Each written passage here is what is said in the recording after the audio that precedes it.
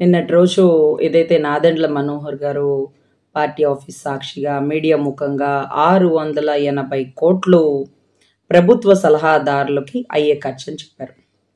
680 కోట్లు తీసుకునేటటువంటి అభ్యర్థులు 89 మంది ప్రభుత్వ సలహాదారులు ఉన్నారండి. 140 కోట్లు ఎక్స్పెషల్గా 140 కోట్లు మన సజ్జల బాబాయ్కి వెళ్ళిపోతున్నాయి. సజ్జల బాబాయ్ ఏం సలహాలు ఇస్తున్నాడు అంటే, ఏ ఇన్సిడెంట్ జరిగినా మీడియా ముందుకు వచ్చి సలహా ఇచ్చేది కేవలం మన సజ్జల బాబాయ్. ఎప్పుడూ సకల శాఖ మార్చులు అంటాం, అంటే ఎంతో మంది మంత్రులు ఉన్నప్పటికీ ఏకైక మంత్రి సజ్జల బాబాయ్ అంటాం. కానీ సలహాదారులు 89 మంది ఉన్న ఏకైక సలహాదారుడు సజ్జల బాబాయేనా? 89 మంది సలహాదారులు ఎవరు? వారు ఈ దేశంలోనే ఉన్నారా? మన పంచ్ ప్రభాకర్ లాంటి వారికి కూడా సలహాదారు పోస్ట్ ఏమని ఇచ్చినారా?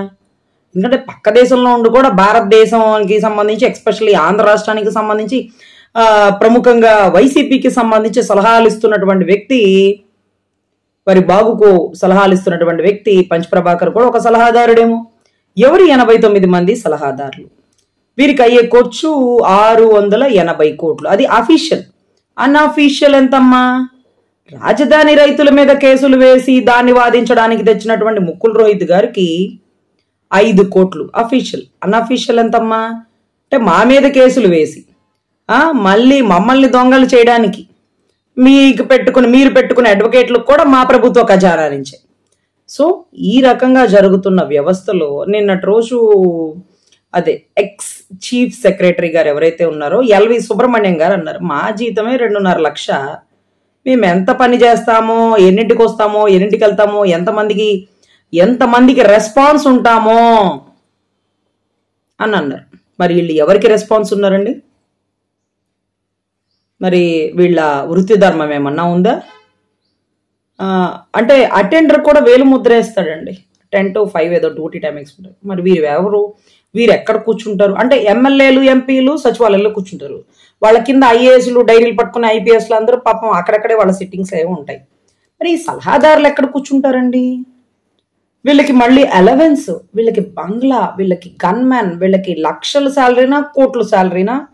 మనం చూస్తే 4.5 సంవత్సరాలకి 680 కోట్లు ఖర్చు అయిపోయిందంటండి. శాసన మండలి రద్దు చేయండి మొర్రో అని గౌరవ జగన్మోహన్ రెడ్డి గారు ముఖ్యమంత్రి అవగానే చెప్పారు.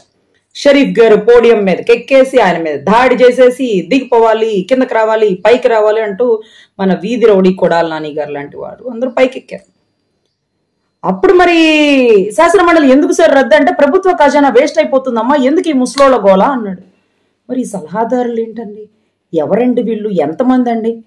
ఈరోజు గ్రామ సచివాలయాలకి బులుగు పెయింట్లు వేయమన్న సలహాదారుడు ఎవడో మాకు కావాలా? ఎందుకంటే ఆ పనికి మాలిన సలహా ఇవ్వడం వల్ల కొన్ని కోట్లు నష్టం వచ్చింది. ఏది బులుగు పెయింట్లు వేయడానికి ఒక ఖర్చు, దాన్ని తీయడానికి ఒక ఖర్చు, తిరిగి మళ్ళీ వైట్ పెయింట్లు వేయడానికి ఒక ఖర్చు, ఇన్ని ఖర్చులు, కోట్లు, ఇన్ని కోట్లు అనమాట. లెక్క తెస్తాం కదా, ఇన్ని కోట్లు. ఆ ఇన్ని కోట్లకు బాధ్యుడు ఎవరు? ఆ సలహా ఇచ్చినోడు ఎవడు? వీటన్నిటికంటే మించి జీవో నెంబర్ 1 బ్రిటిష్ వారు సైతం తీసుకురాలేనటువంటి గొప్ప జీవో. ప్రతిపక్ష నాయకులు దగ్గర మైక్ ఉండకూడదు, ప్రతిపక్ష నాయకులు స్టేజ్ కట్టుకోకూడదు, ప్రతిపక్ష నాయకుడు కొడుకు స్టూల్ ఎక్కి మాట్లాడినా కానీ మైక్ ఆపేసి కింద పడేసి అరెస్టులు చేసేయడం పరమం. వారు ఈ రోడ్డు మీద తిరగకూడదు, యువగళం బయటికి రాకూడదు, ప్రజాక్షేత్రంలో బాబు గారు ఉండకూడదు, ఇవన్నీ వాళ్ళకి. మరి వీరు మాత్రం బస్సు యాత్ర, రైలు యాత్ర, ఏదో వీళ్ళ ఇష్టం వచ్చినట్టు. ఎందుకంటే దీంట్లో మనకి వీరగంధ లక్ష్మీపార్వతి గారు గుర్తొస్తారండి మధ్యలో. ఈవిడ కూడా పోస్ట్ ఇచ్చారండి బాబు, ఈవిడికి ఎంత శాలరీనో ఇక్కడేనంట హౌస్ కూడా ఎక్కడో మన ఎన్టీఆర్ అదేంటది నాగేష్ యూనివర్సిటీ దగ్గరలో ఎక్కడో బంగ్లా కూడా ఇస్తారు, అక్కడే ఉంటది. పాపం డాని జీతం పడుతుంది. నా బాబు లాంటి వాడు జగన్ అంది. అమ్మ బాబులకే బాబు లాంటి వాడు పవన్ కళ్యాణ్ గారు, గుర్తుపెట్టుకో. నా బాబు లాంటి వాడు జగన్ అన్నావు కదా. అమ్మ జగన్ గారికి తండ్రి లేడు, తల్లి. తల్లుంది, ఆవిడ తెలంగాణలో కూర్చున్నారు, ఒంటరిగా భయపడతా ఉన్నారు. కానీ బిడ్డ మీద ప్రేమ అయితే ఉందమ్మా. బిడ్డకి ప్రేమ లేకపోయినా తల్లికి బిడ్డ మీద ప్రేమ ఉంటుంది కదా తల్లి.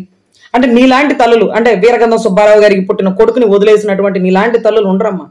పక్క రాష్ట్రంలో ఉన్న బిడ్డ మీద ఎంత ఆప్యాయత ఉందో పాపం. మొన్నటి రోజు రిసెప్షన్కో అదేంటిది ఎంగేజ్మెంట్కి వెళ్ళినప్పుడు తల్లి ప్రేమగా హక్కును తీర్చుకుంటే పాపం ఆయనకి ఉన్న టైం తక్కువ, గెస్ట్ రోల్ అనమాట. బొక్కే ఇచ్చేవాడు కూడా 10 నిమిషాలు ఉంటాడు, ఫోటో తీసుకొని మంచి చెడు మాట్లాడుకొని పెళ్ళి ఎప్పుడు అనుకుంటున్నారు, ఏ మండపం అనుకుంటున్నారు, ఎక్కడ అనుకుంటున్నారు, ఏంటని అడుగుతారు. మనం కూడా అంత టైం కూడా లేదండి. వచ్చాడా వెళ్ళాడా, అదేదో వచ్చిందా బుల్లెట్ దిగిందా లేదా అన్నట్టుగా ఆ పరిస్థితి నెలకొంది. సో ఇటువంటి పరిస్థితుల్లో లక్ష్మీ పార్వతి గారికి ఒక పోస్టు, ఆలీ గారికి అండి హాలీ గారి పోస్ట్ ఏంటో తెలుసా అండి? మీడియా ఎలక్ట్రానిక్ మీడియా అడ్వైజర్ అంట. మరి ఏం అడ్వైజర్ ఇచ్చాడో మాకైతే తెలియదు. అంటే కేవలం పవన్ కళ్యాణ్ గారికి దగ్గర ఉండే వ్యక్తులను దూరం చేసి ఒక పోస్ట్ ఇవ్వడం, టీడీపీకి దగ్గర అనాలా దూరం అనాలా, అసలు నిజంగా వడ్డాణాలకి అరవంకులకి ఎమ్మెల్యే పోస్టులు చేసినటువంటి దారిద్రాలు. నిజంగా చంద్రబాబు గారు ఆ టైంకి ఆ పార్టీని పైకెత్తుకోకపోతే కాంగ్రెస్ పార్టీలో విలీనం చేసేసింది. అసలు నందమూరి వారికి ఒక వారసుని కనిచ్చి వాళ్ళకే రాజకీయం చేద్దామని చూసింది. పాపం అది వర్కౌట్ అవ్వలేదండి పాపం. లేకపోతే ఆవిడ వంతు ప్రయత్నం ఆవిడది చేసిందండి. సో ఇలాంటి వాళ్ళకి పోస్టులు ఇచ్చి పెంచి పోస్టులు వస్తున్నటువంటి గౌరవ ముఖ్యమంత్రి వర్యులు ఈ 680 కోట్లకు లెక్క ఎవరు చెప్తారు?